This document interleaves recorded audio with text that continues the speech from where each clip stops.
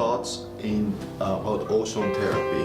Can you talk to us about ozone therapy and why it's important? Sure. So ozone therapy is a wonderful therapy, and ozone is well understood and it's used quite a bit. So we see ozonated hot tubs and pools, and it has the same job in the body. It kills bacteria and viruses on contact. So we can use it to treat skin infections that have been resistant to antibiotic treatments, or with diabetic patients and they have ulcers that are not healing.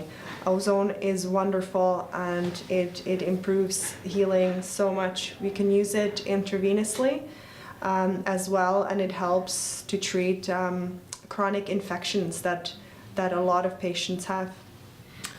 So what type of conditions would you recommend ozone? What type of patients would you like to see using this type of therapies? We can use it in patients with an acute illness like a flu. We can use it, but also chronic conditions, because it's pretty well understood now that viruses, especially viruses, become latent in the body. So we're kind of like this petri dish of different microbes that we've accumulated. And just because we don't have an infection that's acute, a lot of times these viruses lay there dormant, and when our immune system drops, then that's when a problem rises.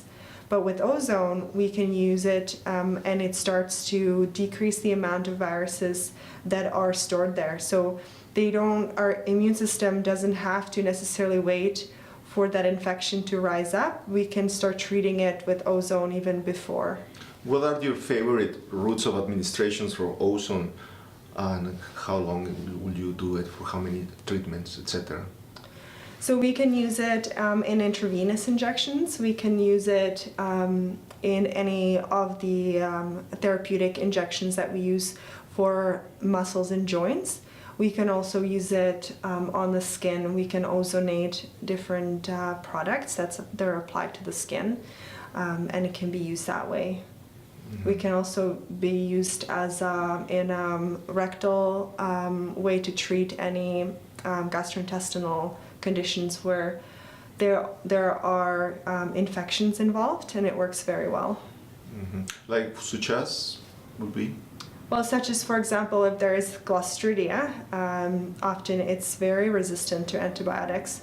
So we can use this technique to kill a lot of the bacteria that way.